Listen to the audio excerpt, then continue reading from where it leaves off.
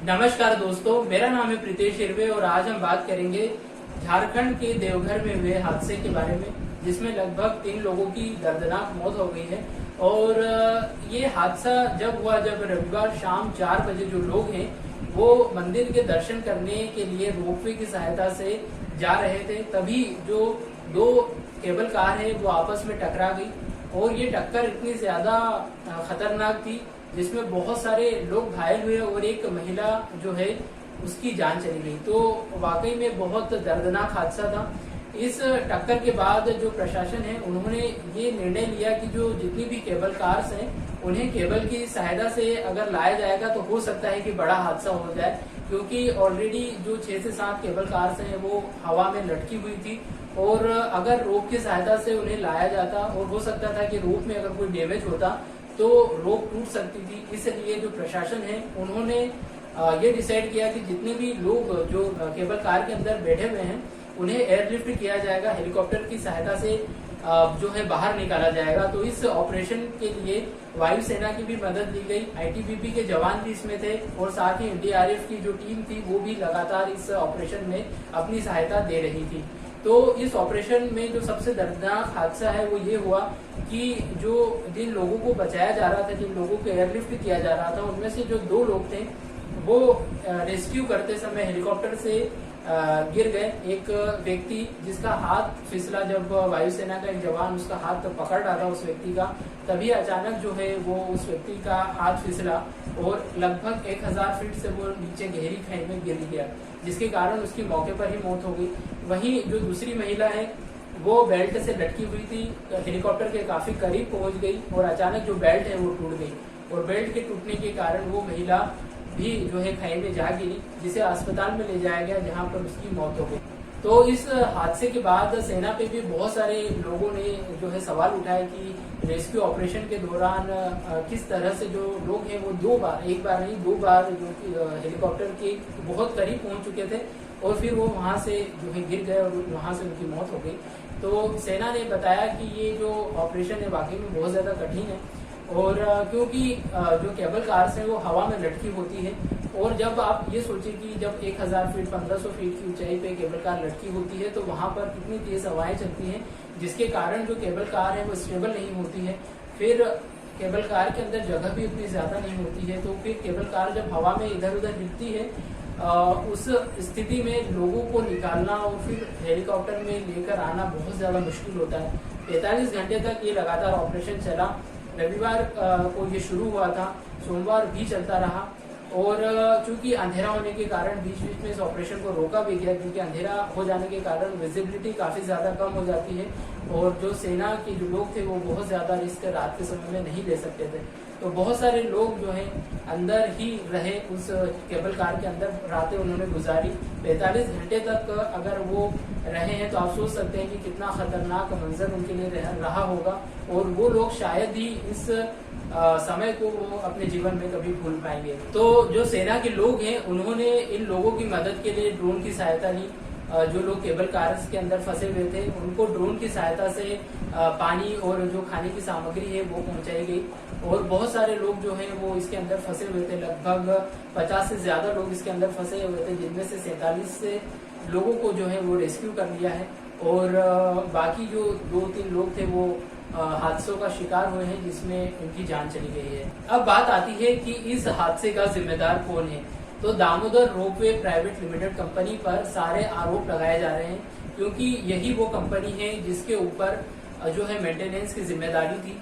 इसे ही जो है रखरखाव और मेंटेनेंस का काम इस रोपवे का करना था और बहुत सारे लोगों का आरोप है कि इस कंपनी ने लगभग 2 महीने से इस रोपवे का मेंटेनेंस नहीं किया था, जिस कारण से ही ये हादसा हुआ है।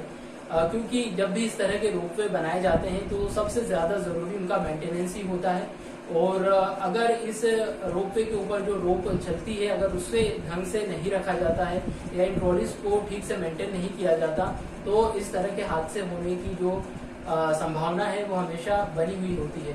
तो अब इस कंपनी के ऊपर सारे आरोप लगाए जा रहे हैं। ये भी आरोप है कि कंपनी को जो परमिशन दी गई थी रोपवे को ऑपरेट करने की वो शाम 4 बजे तक की ही थी, लेकिन बावजूद इसके ये कंपनी जो है वो शाम 7 बजे तक इस रोपवे को ऑपरेट करती थी। तो दुनिया और भारत के कई हिस्सों में आपको इस तरह के जो रोपवेज हैं वो दिखाई देंगे। लेकिन आखिर में ये रोपवे चलते कैसे हैं, ये किस तरह से कार्य करते हैं, इनके पीछे क्या टेक्नोलॉजी है।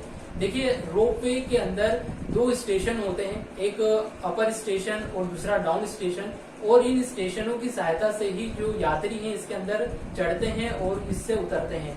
तो इन दोनों स्टेशनों के बीच काफी ज्यादा दूरी होती है, डिपेंड करता है कि जो रोपवे है वो कितना ज्यादा लंबा है। साथ ही इसमें 2 गियर बॉक्स भी लगे होते हैं, एक अपर स्टेशन पे और एक डाउन स्टेशन पे, जिसके ऊपर जो रस्सी है वो इन गियर बॉक्स की सहायता से चलती है। यानी कि जो गियर बॉक्स है उनके ऊपर ही जो रस्सी है वो चलाई जाती है। आपने देखा होगा कि किस तरह से जो रस्सी का मूवमेंट है वो गियर बॉक्स के ऊपर होता है। तो गियर बॉक्स के ऊपर जो है जो चक्री आपने बड़ी सी अगर देखी हो, कभी रोपवे में आपने सफर किया हो, तो ऊपर एक बड़ी सी चक्री होती है जिसके ऊपर जो रस्सी है वो मूवमेंट करती है, और इन रस्सियों के ऊपर ही जो है वो ट्रॉलीज होती है, ये केबल कार्स होती हैं जो इनके ऊपर चलती है। तो रस्सी का जो मूवमेंट होता है वो इन गियर बॉक्स के कारण जो पावर जनरेट होती है, जो पावर इन्हें दी जाती है, उसके कारण ही जो रस्सी है वो मूवमेंट करती है। और इन गियर बॉक्स को चलाने का काम एक इलेक्ट्रिक पावर मोटर के द्वारा किया जाता है, जो कि इन गियर बॉक्स को घुमाती है, जिसके ऊपर जो रस्सी है वो मूवमेंट करती है। और इन रोपवेज को स्थिर बनाए रखने के लिए, इन रस्सियों को सीधा रखने के लिए पोल्स की सहायता ली जाती है। यानी कि लंबे लंबे पोल्स गाड़े जाते हैं ताकि जो रस्सी है वो सीधी रहे और पूरी तरह से अच्छे से मूवमेंट करती रहे।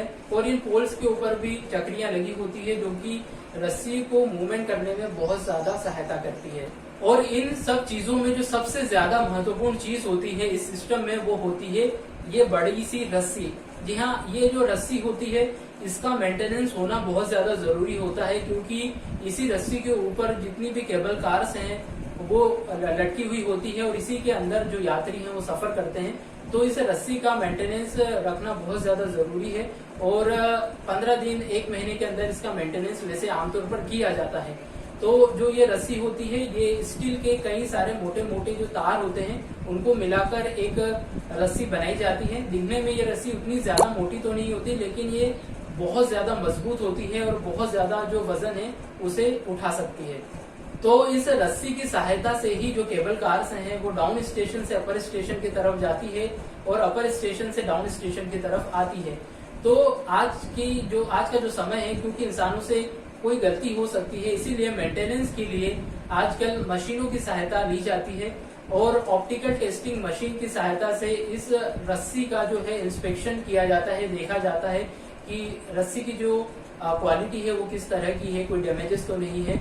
तो इस ऑप्टिकल मशीन के अंदर बहुत सारे जो सिस्टम है वो काम करते हैं, बहुत सारे सॉफ्टवेयर इस मशीन में जुड़े हुए होते हैं, और इस मशीन के अंदर 4 कैमरे लगे होते हैं जिसमें लेजर लाइट भी लगी होती है, और इस मशीन के अंदर से इस रस्सी को गुजारा जाता है और उसका इंस्पेक्शन किया जाता है कि कहीं कोई डैमेज तो नहीं है, या कोई मेंटेनेंस की जरूरत है, या कोई रिपेयर की जरूरत है, तो उसे चेक किया जाता है।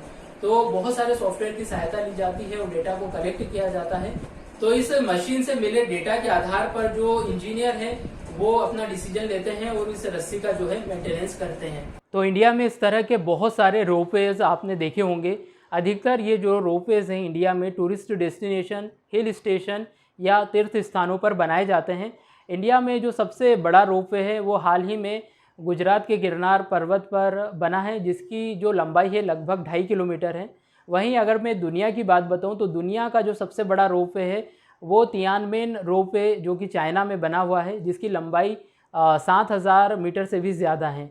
वहीं दुनिया के सबसे ऊंचे रोपवे की बात अगर मैं आपसे कहूं तो वो वेनेजुएला का जो मेरिडा केबल रोपवे है वो सबसे ज़्यादा ऊंचा है, जिसकी जो ऊंचाई है वो लगभग 15,000 फीट हैं। और इस तरह के जो रोपवेज़ हैं वो दुनिया में बहुत ज़्यादा अट्रैक्टिव होते हैं। लोग जो है बहुत ज़्यादा बैठना पसंद करते हैं, क्योंकि ऊंचाई से जो नज़ारे होते हैं वो एक बहुत ही अद्भुत दृश्य देते हैं, जिसे आप शायद ज़िंदगी भर ध्यान रखें।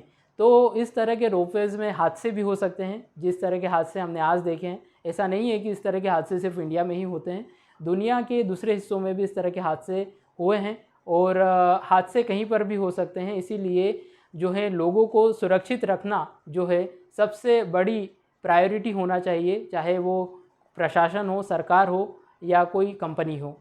तो इस वीडियो में इतना ही, धन्यवाद।